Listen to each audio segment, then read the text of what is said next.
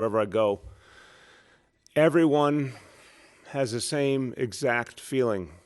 We all want to know, when can we get back to normal? When can we get out of this? When can we start living our lives again?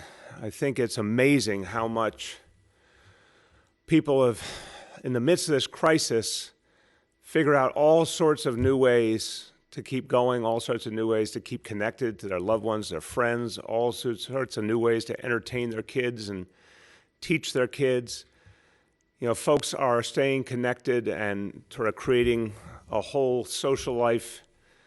Even if it's virtual, people are doing amazing things to, keep that sense of community, keep that sense of heart and soul of this city alive, even through this crisis. And it is a beautiful thing. It's a horrible backdrop. None of us wants to be in this, but what's beautiful is the way New Yorkers have responded. The creativity and the warmth and the kindness and the sense of making something out of nothing, even if we don't have the things we want, still finding a way to keep going and to stay connected and to stay hopeful. So everyone wants our freedom back. We all want our lives back. We all want to experience the things we love about this city. And the question is always when? How quickly can we get there? I feel that too. I want us to get back to normal as quickly as possible, and I'm going to move heaven and earth to get us there. It's my responsibility to, as quickly as possible, take us through those stages. But I want to remind everyone, we got to go through those stages. We got to get out of this stage of widespread transmission of this disease. We've got to get to a much better place to be able to start getting back to normal. And that means sticking with the things we're doing that are working. And I will always say thank you to all of you for what you have done, the way you've adopted shelter in place and social distancing and made it work, made it come alive in probably the hardest place in the whole nation to do it, but you've done it. And it is moving us forward. But we have to be smart about what we do next. To get back to normal, we have to be really smart and careful about how we go through those stages. We have to make sure we move steadily and carefully and don't create a boomerang effect where we go too fast and then the disease reasserts, and then we set back the timeline much longer for when we can get back to normal. So I feel what you feel. I miss it too. I want to get us there, but I want to make sure we do it safely. In the meantime, I've talked yesterday about the 4 things we're focused on: making sure people are healthy, safe, have food on the table, have a roof over your head. That's the focus now. Beating back this disease, doing it smart stages till we can get there. Now, to get there, here's the thing, here's the truth. There is no way to get back to normal without a huge amount of testing on a citywide level. Something we have never had, we've never seen since the beginning of this crisis. Now, undoubtedly, we need a lot of help from the federal government to get that done. We are not just sitting back waiting because we've been waiting a long time for that federal help. It still hasn't come. We're taking matters into our own hands more and more. We finally found a way to get a large number of test kits on the open market. We finally found a way to produce our own here in New York City, which is very exciting. We're going to see how far we can take that. But we still need help from the federal government if we're really going to have the testing on the scale necessary to get us to the point where there's many fewer cases of COVID-19, where it becomes a rarity and where we can get back to normal. In the meantime, we're building out testing every day. As we're finding a way to get more kits in for testing, we are building out testing every day. And what I announced earlier in the week, I want to give you some important updates on how community-based testing is going to grow over the next few days, going into next week. And this will be something you'll see more and more of. But again, this is just a beginning compared to where we need to go, which is very widespread testing so that we can really turn the corner. Now, to really think about what that looks like in the future, imagine that any time we needed to know if someone had this virus or not, at any given moment, there was a test available for that person immediately when they needed it, and that we could get a quick response. When someone had the coronavirus and we needed to guarantee they were ready to go back to work, that we could have the test we needed exactly when we needed it and a quick response, that we could use that testing to make sure anyone needed to be quarantined was quarantined right when they needed to be. Imagine that, how different that has been than what we experienced, but testing everywhere all the time. That's where we have to get. But this additional community-based testing is going to help us a lot, because at least in the meantime, we can focus on addressing some of the greatest needs in the city and some of these very painful disparities that have become clearer and clearer in this crisis. Now, to remind you, where did we focus initially? We didn't have enough testing, but the testing we had, what did we do with it? We focused on saving lives, testing for the folks who are most vulnerable, who are literally the patients in the hospitals that the doctors and nurses were most concerned about saving their lives, and the test would tell them what they needed to know. That was job one. Protecting those healthcare workers was the next thing we had to do to keep the hospitals going, to make sure they could serve us, and if they needed to be home, if they needed to be quarantined, that they would be. And of course, our first responders, keeping them healthy, keeping them safe, knowing who could be on the job, who needed to be home, who needed to be given care. That's how we set up with the limited testing we had. Now we're focusing on the groups of people in this city who have been hardest hit by this disease, and in a very, very pinpointed way. So we're talking about folks in some of the lowest income communities in this city, people in communities of color that have borne the brunt of this crisis, immigrant communities, but very targeted to the places we've seen the biggest problems, and the individuals who are suffering the most. Obviously, we've said from the beginning, folks who are older and have those pre-existing conditions. Those have been the folks who have been most vulnerable throughout this whole crisis. That's where we want to make sure the testing goes first. So last Sunday, I told you we'd be opening up these community testing sites around the city, all run through our public health system, health and hospitals, and directly serving those hard-hit areas. So today, the first centers open at Gotham Health in East New York and Brooklyn, at Gotham Health at Morrisania in the Bronx, and the Vanderbilt Health Center in Staten Island. These will open today. On Monday, at the Sydenham Health Center in Harlem and Manhattan, at the Queens Hospital Center on Monday as well. Health and Hospitals, Queens Hospital Center in Queens. Those 5 locations, some opening today, some opening Monday. Now, what's the way it's going to work? This is specifically, again, about focusing on people with those pre-existing conditions who are 65 or older and live in those particularly hard-hit areas. So these test sites will be walk-in sites. It will be based on serving people who meet those particular criteria, and we'll get more details out today. The way for people to access that testing is to call 311 so that people going in, we know exactly who needs the test, who meets those criteria, comes from the community. We can tell them when to come in. There will be initially 2,400 tests per week across those sites, but that's going to ramp up quickly. I want to see that number double quickly. And that will depend, of course, on getting the test kits in that we expect momentarily. But once they're in, that will give us that supply. And the PPEs, and this has always been a bit of a struggle, to say the least. We're looking better for next week, but we have to make sure we have everything we need, and, of course, the personnel as well. So those are the things we need to put together, but I'm feeling more confident today than even a few days ago that those pieces are all going to come together. That testing capacity will be up and running for those communities. As I said, some opening today, some opening Monday, and then we're going to ramp that number up as rapidly as possible.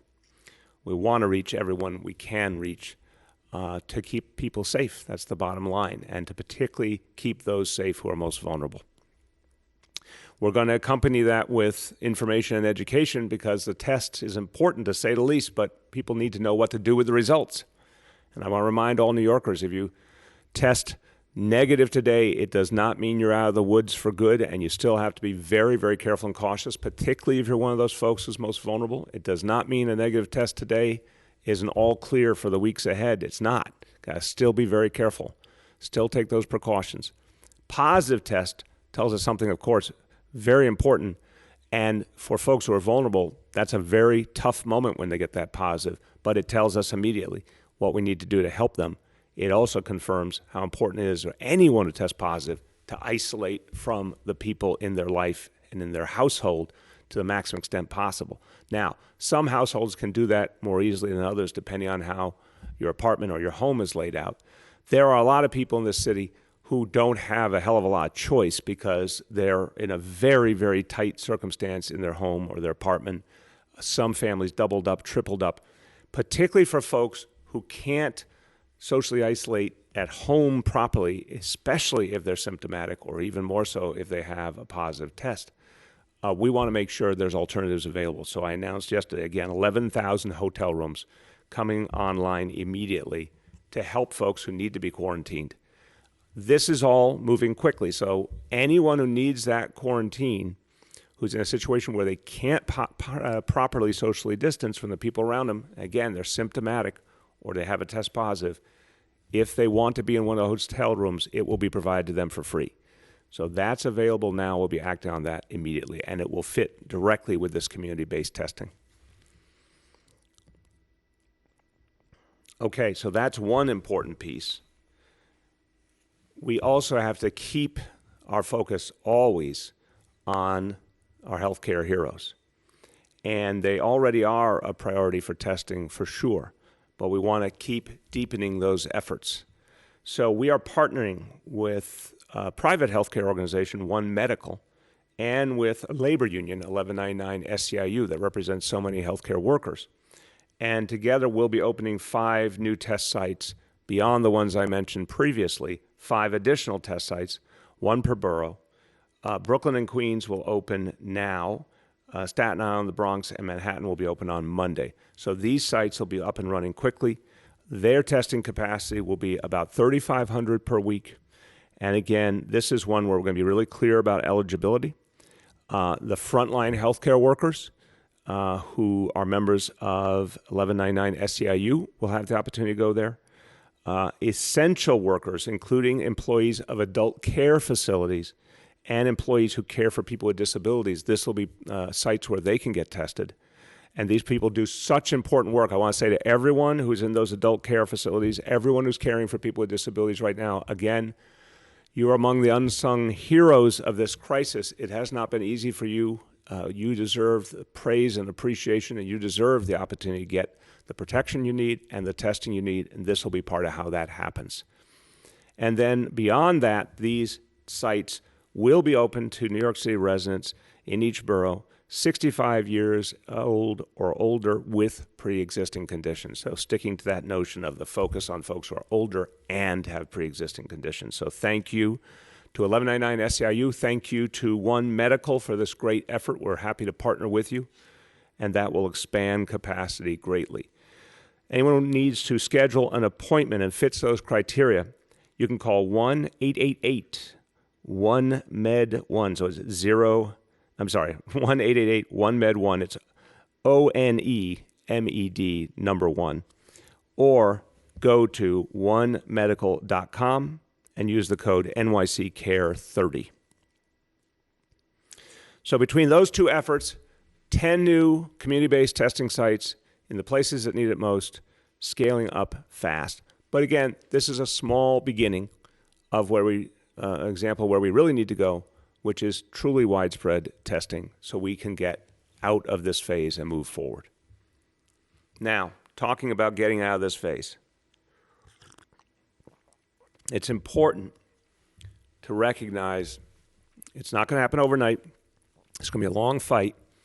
But if we get it right, we will thank ourselves. If we get it right the first time, months from now, we'll look back and say, thank God we did that. One chance to get it right. That is what I believe is true for New York City. And this is a conversation I had with the President of the United States. I said, there's one chance to get the restart right. If you rush it, if you ignore the warning signs, if you minimize the dangers, you're going to end up with a boomerang effect. And that's the last thing we want to see. So we're going to do this step by step, be smart about it. And we understand it's going to take a while. We understand it won't be pleasant. No one wants to go through this. But we are going to appreciate it because we're going to get it right. We're going to appreciate it when we're down the line a few months and we actually are able to steadily move towards normal and not see that boomerang effect.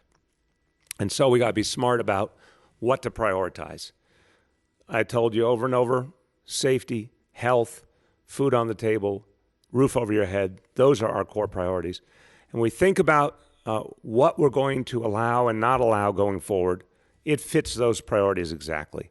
So one of the things we think about that we love about this city, but doesn't fit those priorities, to be honest with you, is a lot of the special events. We look forward to them all year. The parades, the street fairs, the concerts, the festivals. It's a lot of what makes New York, New York. It's a lot of what we cherish. Literally, we look forward to it 12 months a year until that day comes. We love those events, but what do we know about those events? It inherently means large numbers of people crowded together in a pretty small space. That's New York City. That's who we are. But guess what? That goes against everything that we need to do to fight back the coronavirus. So we have to be smart. We love those things. We'll miss them when we don't have them, but they will be back. They will be back. And by knowing when it's time to temporarily let them go so we can get to a greater goal, we're going to actually look back and say that was the smart thing to do. So right now, events in this city that had been permitted by our city government through April, those were already canceled. And we missed those already.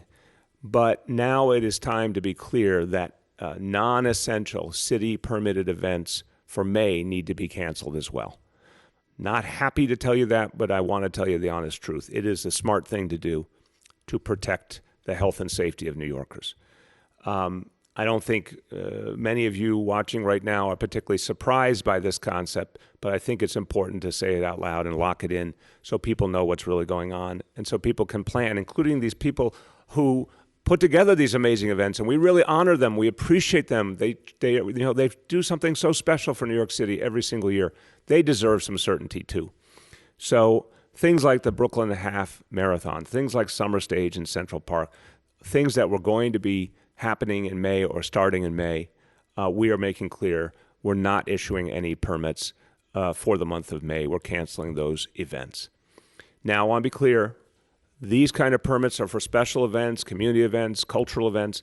This does not mean permits necessary for any kind of medical site. Those, of course, will continue to be approved. For hygiene stations, those will continue to be approved. And for anything related to food, one of those 4 basics we're focused on. Farmers markets, meal preparation, meal delivery, any sites needed for that will, of course, be permitted.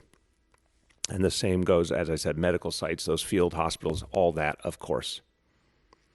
Now, June will be here soon. And again, June is when we start to really feel the summer and even want those big, wonderful events more. But we got a lot we got to get done to be safe for June. We are far from out of the woods. So we're talking to the people who organize those big June events, a lot of really, really major events in June that we cherish. But we're talking to the people who really have the most important ownership stake in those events, the folks who organize them, put them together each year. A lot of them spend the whole year planning them. We're talking to them now. This is an important decision to make, whether it really makes sense to have those giant gatherings, and some of them are huge in June, whether it makes sense to have them or not. We'll talk it through with the organizers. I'll come back soon with an update for all of you. But this is an area, again, if we have to make particular sacrifices, I think those huge gatherings, which run so much risk for the health and safety of New Yorkers, those are things we're going to set a real high bar on whether we want to continue that in the short term, because job one is to get out of this crisis and move us forward. Now I want to talk about another thing that we need to do to get us out of the worst of this crisis, and it gets back to what New Yorkers have done so well. You have been absolute heroes at social distancing, at putting on those face coverings, the shelter in place, staying at home. People have been amazing. You all have to learn how to do it in a few weeks. It goes against everything we're used to, but you've done it. Now, One of the things that I've emphasized is to keep us all moving forward. We got to keep doing that. And we need enforcement sometimes to make sure that everyone understands.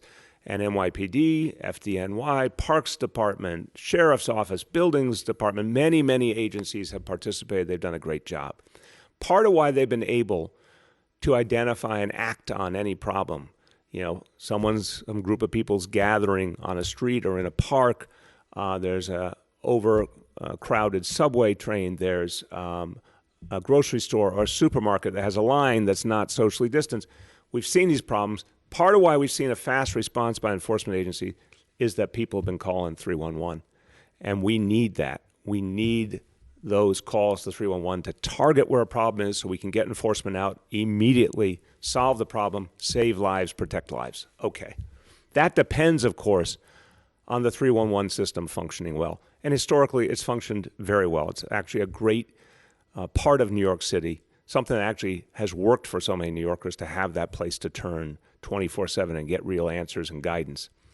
But there are problems that have emerged in the 311 system, and I have been asking my team over the last weeks to do more and more quality control to check, because it seemed quite evident that we were depending on 311 more and more, and we had to make sure it was working for everyone. And I want to just take this opportunity to thank everyone at 311, those folks who every day answer your questions and follow up on your needs and connect you to the right people. They are doing incredible work. I visited with them a few weeks ago. Thank you to everyone who works at 311. We need you more than ever. That is the obvious truth. But there are real questions about whether people can get through the right way, get the information they need in this crisis we're in. So I want to thank one of our journalists in this city, who's a veteran journalist, done great work for years, Juliet Papa of 1010 Wins, who raised the question to me yesterday at my press conference. And I want to say, today I'm praising Juliet, but I want to say to all journalists out there, anytime you raise these concerns, I want to make a point to say thank you. Several journalists raised to me a similar issue. This was related to food, both what Juliet raised and some of our other colleagues raised about food deliveries not happening at Independence Plaza. That issue got addressed quickly, but I'm very appreciative that it was raised. This is, the free press at its best, seeing things that need to be addressed, raising them so they can get fixed.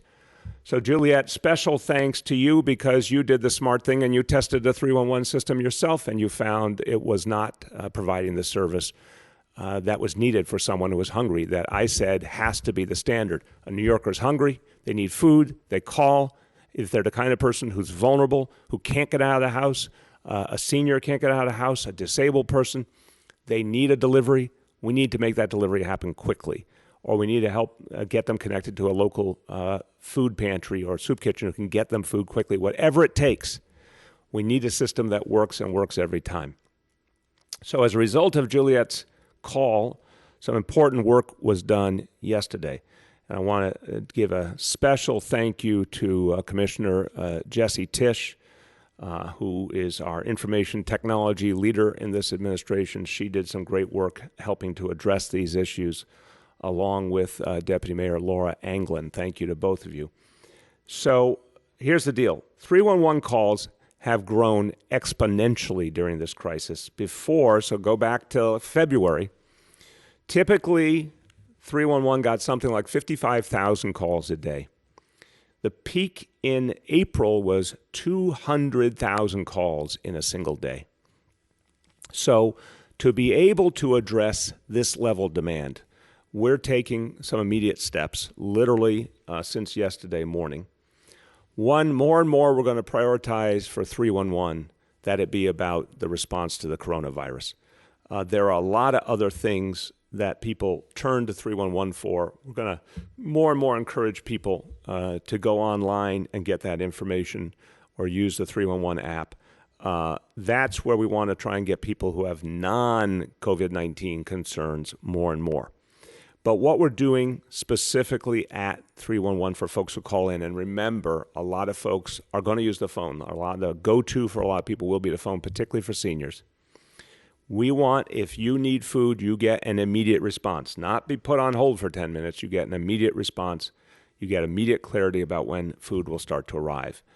So that's going to be the standard going forward at 311. If you're calling about food, you go to the front of the line, you get an immediate response from a human being. We also want to make sure that things that are absolutely crucial, like calling in those social distance violations, those must go to 311. Or if someone can report it online, that's even better, faster. You can go to nyc.gov, and now you can send a photo directly. If you see a social distancing violation, take a photo, text it to 311-692. So again, just take that photo, text it to 311-692 or through the 311 app. All we need is the photo and the specific location. Just put the address down and we're good to go, and enforcement will happen right away. And then to keep 311 keeping up, to make sure keep up with this demand, and particularly the COVID-related issues, we're going to hire 120 more staff for 311 immediately. So again, anyone who's got any concern related to the coronavirus, if you can go online to nyc.gov or use the app, that's ideal. But if you need to call 311, of course, the priority will be on 311 for coronavirus calls.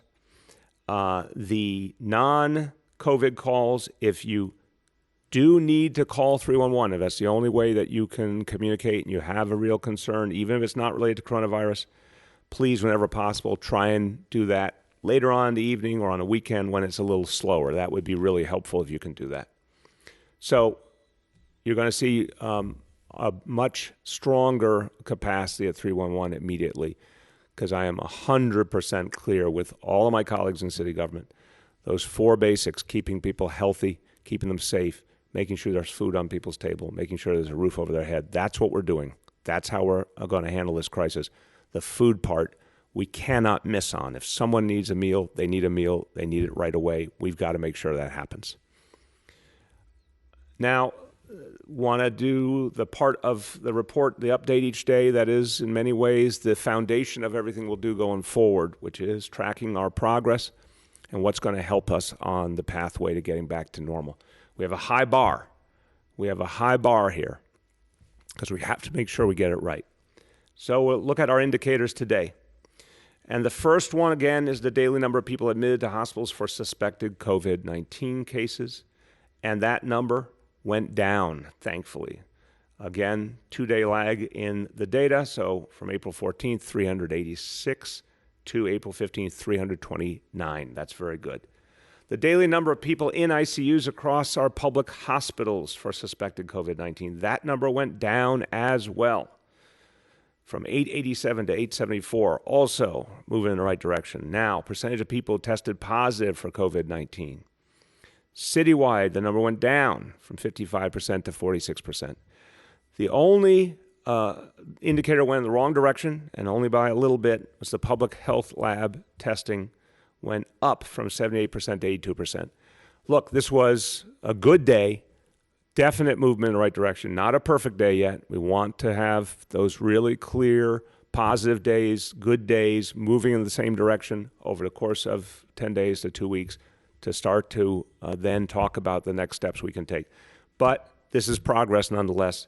It all goes back to what all of you are doing, and this is clearly a better set of indicators than what we saw over the last couple of days. So definite progress, and thanks to all of you for what you're doing.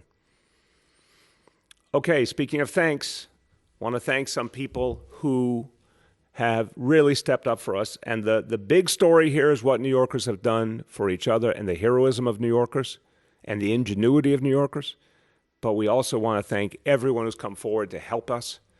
And a lot of great examples today helping our healthcare workers in particular. I want to thank Delta Airlines and Southwest Airlines that are providing free flights to get doctors and nurses and healthcare workers here to serve us. That we appreciate that deeply, and previously have thanked United and JetBlue. Really thank the airlines for stepping up to help make sure we have the healthcare personnel we need.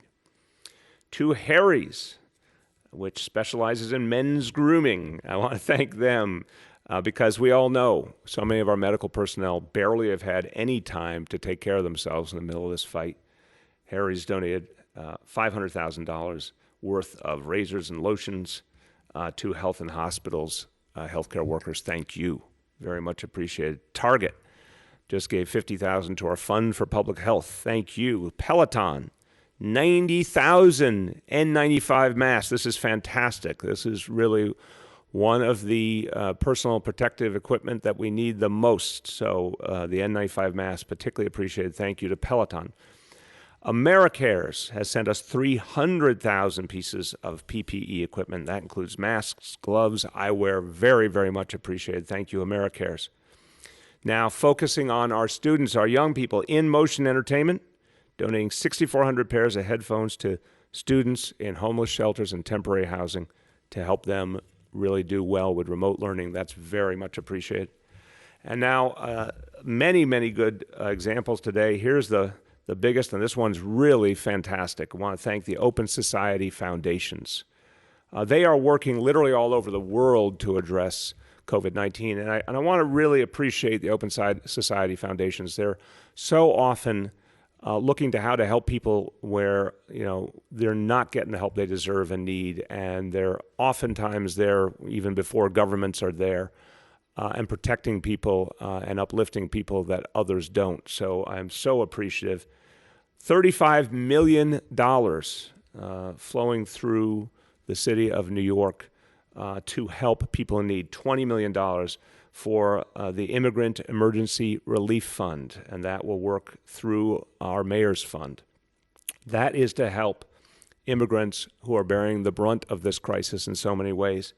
And that includes those immigrants who will not be getting any of that federal relief. And we have to be clear, they're our neighbors, they're our fellow New Yorkers, they're part of our communities, but they are not being included in a lot of those important relief programs. I am so thankful for those relief programs to help everyday working people. We need them. But there's a lot of people who are working people but happen to be undocumented who've been left out. This money will help them to have the basics for their families and keep going through this. And $15 million for our Fund for Public Schools for online learning and to help provide support and care for the children of essential workers. That's fantastic. That's going to help us a lot. Deep and profound thanks to George Soros for his kindness and generosity, and everyone at the Open Society Foundations who made this happen. And a special thank you to a dear friend of mine, Patrick Gaspard, who runs the Open Society Foundations. Patrick used to work right here in this building. We worked here together during the administration of Mayor Dinkins, and loves the city he grew up in deeply and has really come through for us. So to my old friend Patrick Gaspard, thank you, brother. This is tremendously helpful, and it's going to help so many New Yorkers.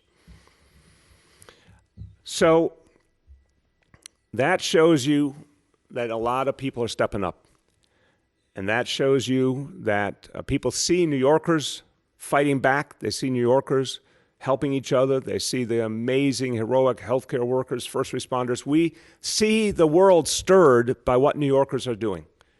And the fact that folks are coming to the rescue in so many ways is because they see what New Yorkers are doing and they're moved by it. They're inspired by it. They're touched by it. We need our leaders in Washington to feel that same feeling. They're the missing piece here. Look, the federal government has been the elephant in the room in this entire crisis. We needed the testing, it wasn't there. We still need it, it's still not here. But the federal government has a chance to get it right, and they could get it right literally today. So I'm appealing directly to President Trump and to Senate Leader McConnell. Here's a chance to do something heroic. Here's a chance to be as good as New Yorkers. And particularly in the case of President Trump, here's a chance to step up for your hometown. Look, all of you like to praise our healthcare workers and our first responders, all the leaders in Washington. But President Trump, Leader McConnell, don't just praise our healthcare workers. Don't just praise our first responders. Actually help them. There is right now an opportunity. Negotiations happening right now in Washington on what's being called Stimulus 3.5.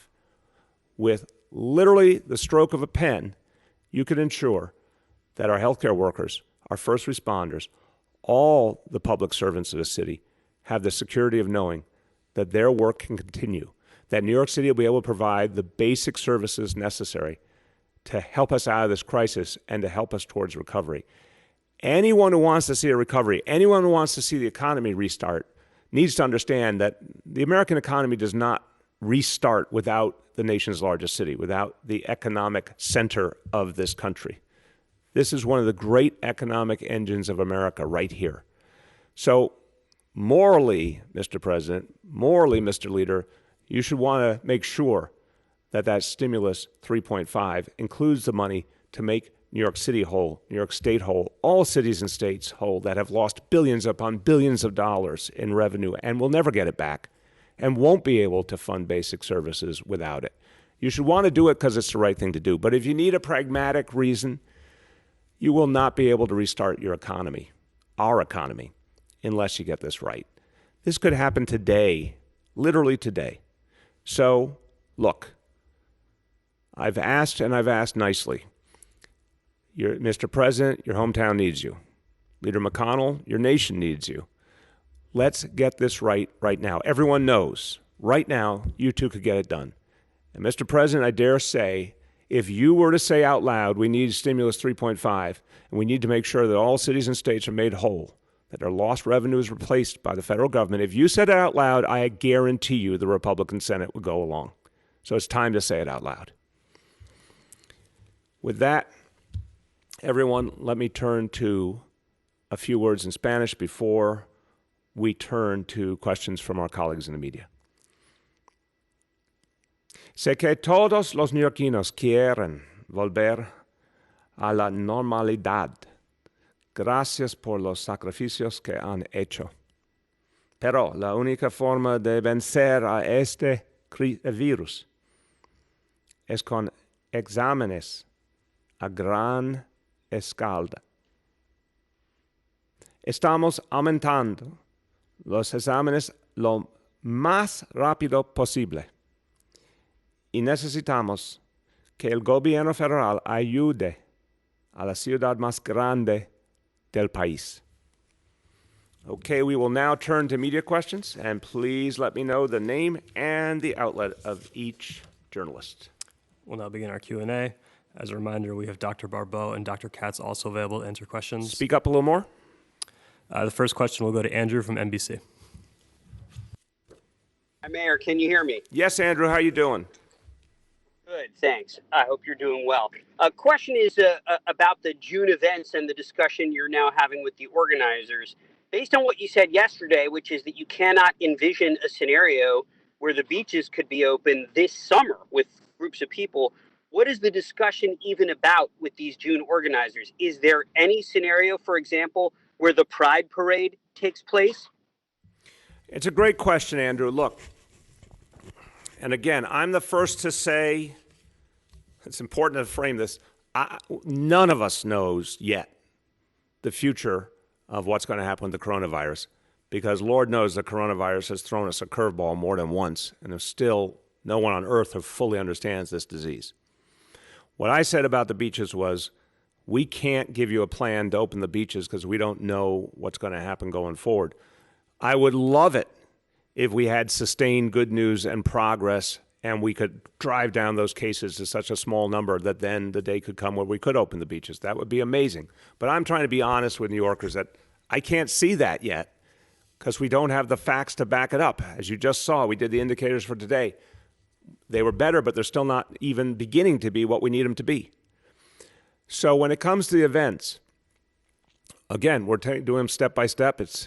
Now we're in the second half of April. There's time to make sense of things. But I think your underlying point is fair.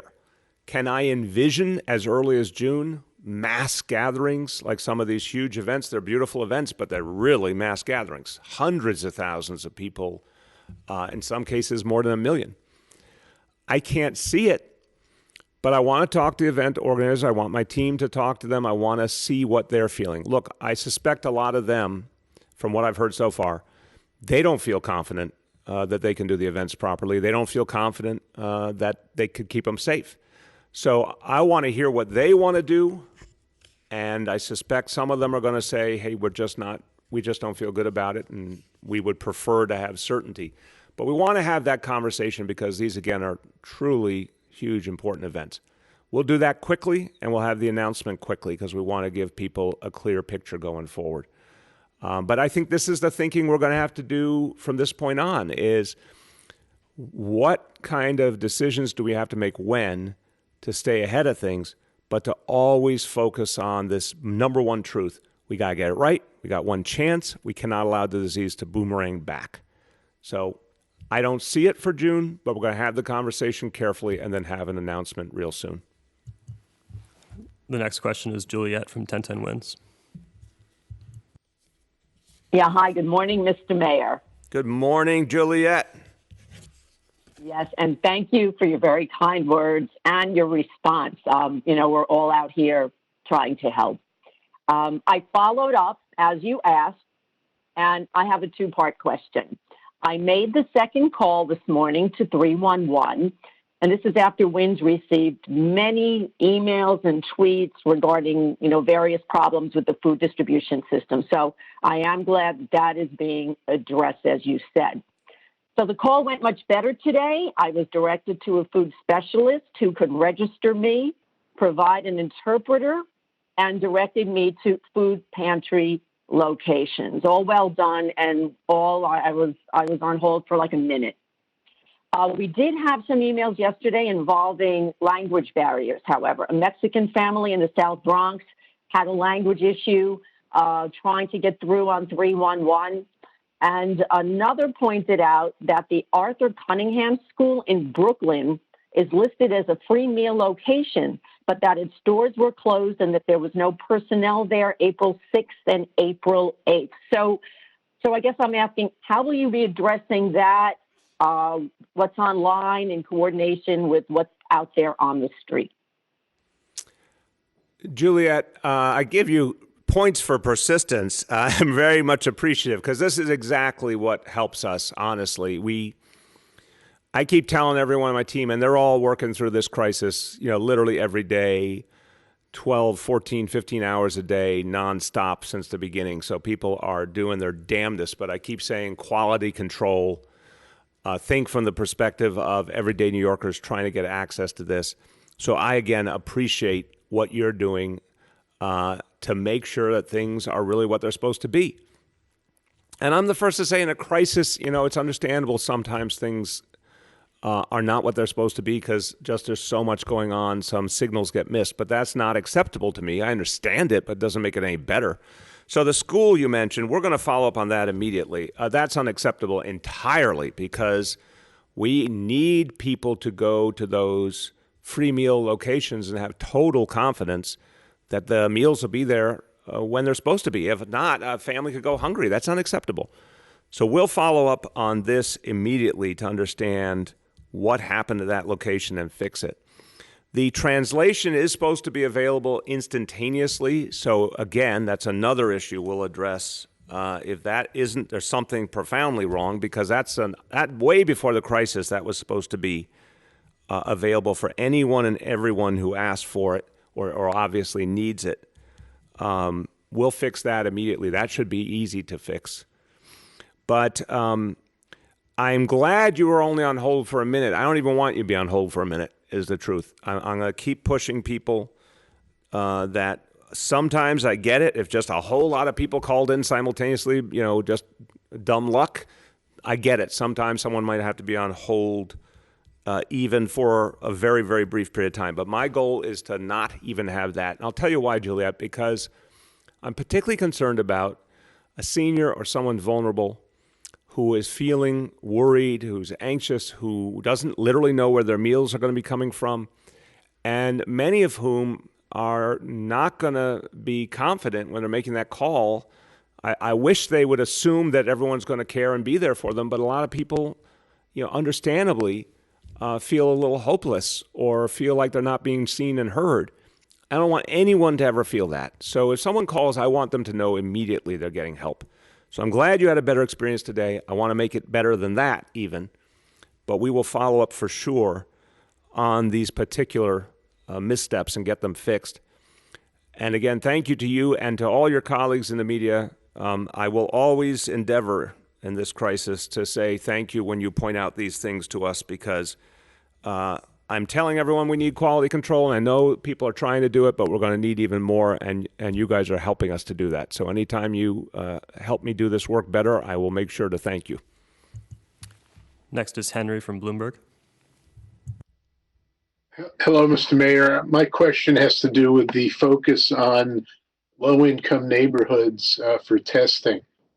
I'm interested, first of all, how soon the test results will come, but mainly I'm trying to figure out what's the rationale for focusing on a few neighborhoods other than to demonstrate that your administration cares about them. I mean, I don't see, you yourself said you test negative one day, you can test positive the next day, and we're a city in which, as you know, is a mosaic in which people are traveling around the entire city. So I'm not sure I understand exactly why a resident of the Upper East Side or Upper West Side or Dumbo isn't as important to the city in terms of testing as these neighborhoods are. Now, Henry, respectfully, I know it's an honest question. I appreciate that you often ask very thoughtful questions, but this one I'm just going to contest. It's not about whether people are important. Now, everyone's important. Every New Yorker we're here to serve, and everything we're doing is for 8.6 million people. This is about sharp, clear disparities that are becoming clearer all the time that align immediately to things that we know that are facts. We know more and more not only what general kinds of communities are bearing the brunt, but specific neighborhoods that are bearing the brunt. We know the kind of people, the kind of individuals who are most vulnerable are folks who are older, have pre-existing conditions, and in so many of those neighborhoods, lower incomes, less access to health care for a long time, particularly vulnerable people. That's what we've been seeing with all the data that's coming out. By getting to people quickly, as often as we can, with the limited testing we have now, but again, something I expect to grow greatly over time, we're going to be able to protect people. If someone is infected, we have a greater chance of protecting them if we know that. If they're not, that's good news, but we're going to keep educating people to never get overconfident about it. It is not perfect. Perfect would have been 100% widespread testing from day one, but it will help in a targeted fashion. And what we're talking about here, 6,000 tests a week to begin between the two initiatives, that's going to ramp up greatly. If you're one of those 6,000 individuals who's vulnerable and you're getting the testing, it's very important to you. And we're going to keep getting it to more and more people over time. So no, it is not a statement of anything but focusing on the people whose lives are in greatest danger. And that's what we'll continue to do. Next, we have Anna from the Daily News. Hi, Mr. Mayor. I wanted to see if you had any response to some council legislation that Corey Johnson is introducing next week that would require the city to close streets to cars. They say up to 75 miles is the goal.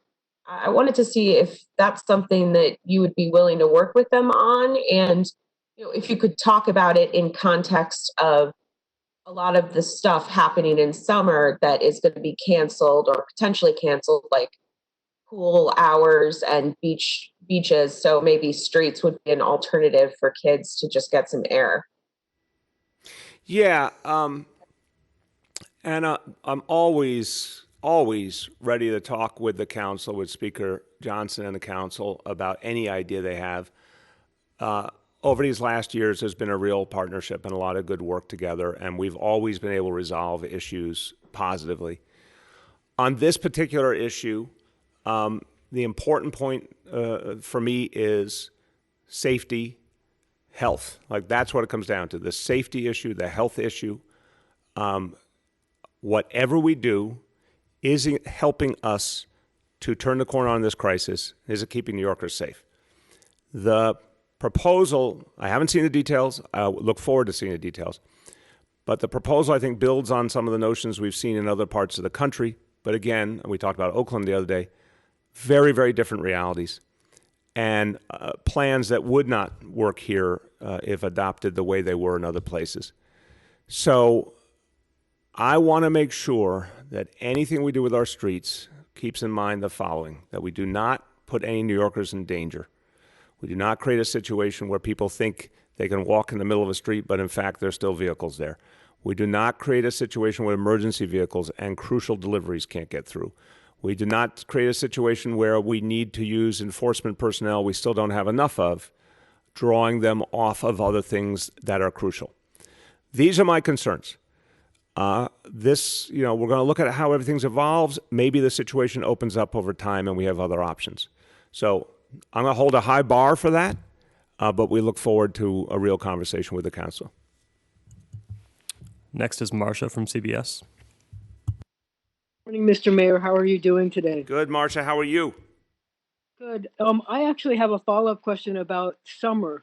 I'm wondering, given the fact that we often have a lot of hot days, heat waves, 100-degree days in New York City, I wonder if you're working on a plan, or you're going to work on a plan to what you will do in terms of, opening up streets, opening up parks, allowing cooling centers to open.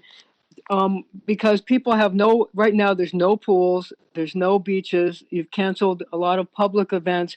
People are going to want to leave their hot apartments. What will they do? Will you need to have the NYPD do special enforcement?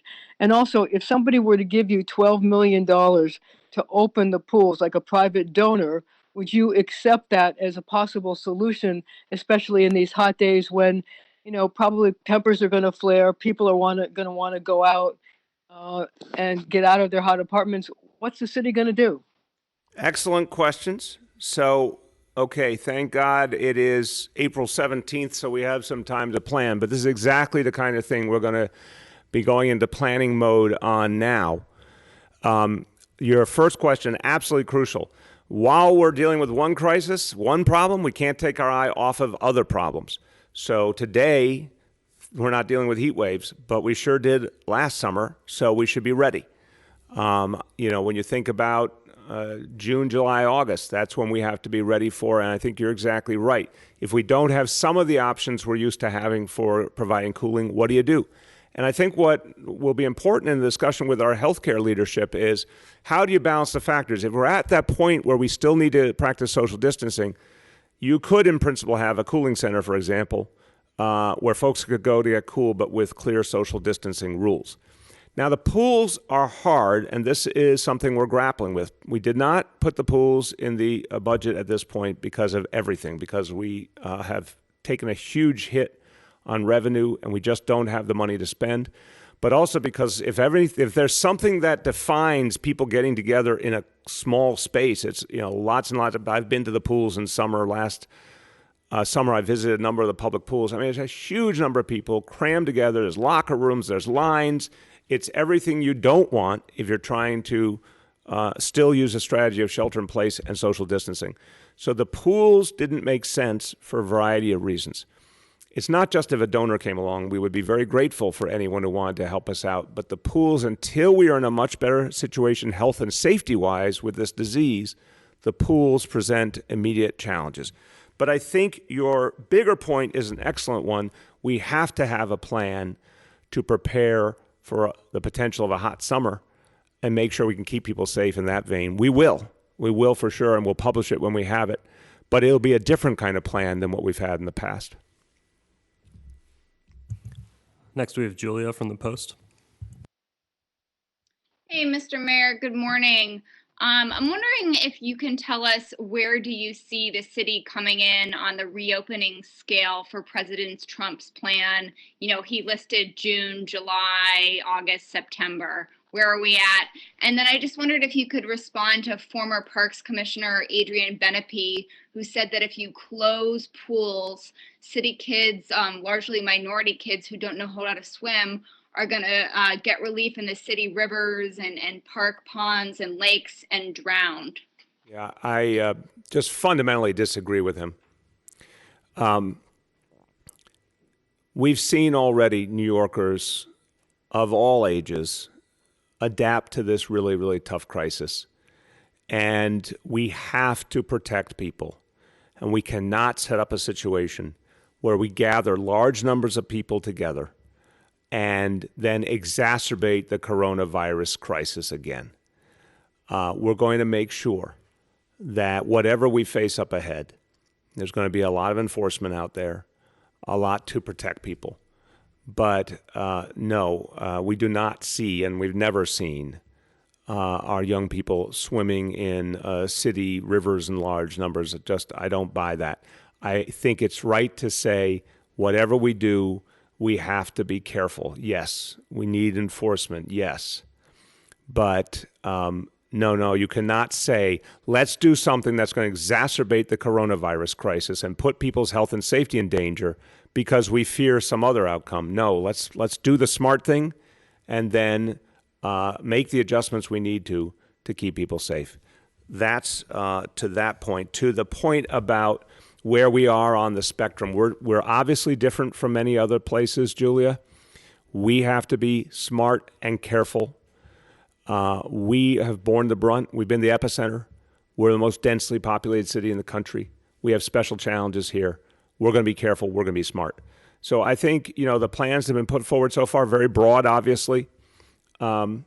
It's clear that we're going to take this slowly and carefully.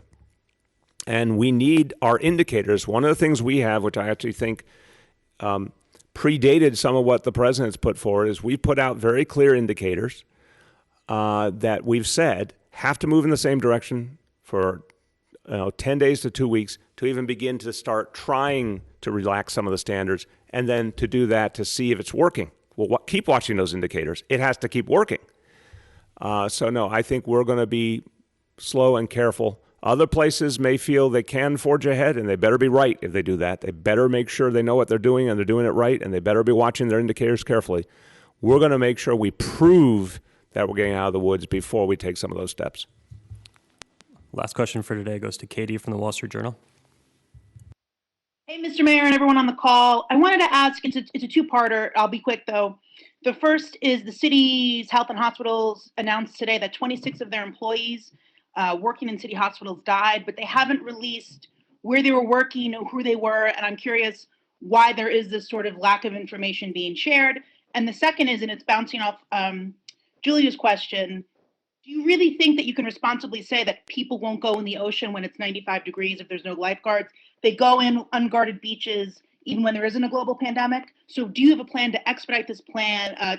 Will you expedite the release of this plan? Because you have a lot of worried people about what's going to happen at the city's beaches this summer. Thank you. Yeah, so wait, Katie, on the second part, I'm going to speak to that. But the first part again, I'm sorry, I was distracted for a moment on, did you have that or you want to just repeat it? Oh, which one do you need me to repeat? I'm sorry. Part of your question. First is health and hospitals. 26 employees. It was announced that they died. They won't release where they worked or who they were. I want to know why this data isn't being released. Yeah, and the second is about safety in beaches. On the, yes, I look, again, in the middle of a crisis, the first thing has been saving lives and, making sure we were doing all we could to protect people. And I remind you, as recently as Sunday, April 5th, we expected to be going into a huge upsurge, and that's where all energy was going to make sure the hospital beds, the equipment, the doctors and nurses were ready. In the last days, we've had a chance to have a little bit of a relief and do more work on things like giving updates about specific things that have happened and where they've happened, and that's important. So yes, I agree with you. We need to keep getting out more and more information. I'll talk to health and hospitals and certainly let them know it's important to put out the details. We'll do that. The question of the beaches, I want you to separate the point that was made about the rivers versus the beaches. My point was we have not seen over the years, I've been watching for a long time, we have not seen large numbers of city kids swimming in our rivers in generations. So that was my point. I do not believe that is going to happen. If we saw anything like that, we would create the enforcement to deal with it. I think your point about beaches is a very different point. I understand that there'll be a temptation, and we have to guard against it, and that's going to be a lot of enforcement. The beaches are there, but they are a finite area. We can put out a lot of enforcement to protect against it. But again, when you think about not doing something that makes the crisis worse, this is the bottom line. The pools, I don't even think I have to lay it out to people. I think people are smart. lines of people to go into the pool, then they go into the locker room in the pool, which is a small area, then they go into the pool, which is a small area. You could attempt to do that with social distancing. Good luck to you. I think you'd have a very, very tough experience. And we don't have the money for it. The beaches are big open spaces, that's true. But big open spaces historically where a huge number of people gather. And we are not in a position to do that yet. Now, simply making sure the opposite problem doesn't happen, that people go there of their own volition and they're hot and they want to go in the water and it becomes dangerous, we have to guard against that. We will have a plan to guard against that. And we will have a plan to deal with heat waves. But we're not going to exacerbate the crisis before us because this is what's killing people right now. This is what's putting people in danger right now. And if we don't turn the corner, we'll be in this state for a long time. So I'm not going to say yes to something that I think will make the situation worse. But we will protect people. If we have to come up with new ways to do it, of course we will. Any more? We have time for one more. Do Jeff Mays from the New York Times. Good morning, Mr. Mayor. I wanted to ask you about some of the budget cuts. There's been some concern about how the cuts affect young people, specifically lower income young people. And you've already been asked some of these questions about the pools and some of the other programs. But do you have any sort of plan to mitigate that specifically for young people and lower income young people, the impact of some of these programs not being available this summer? Yeah, Jeff, what we are working on now is, different scenarios. We just could not, both because of the financial crisis we're in, but also just because it was so unclear what would be possible this summer.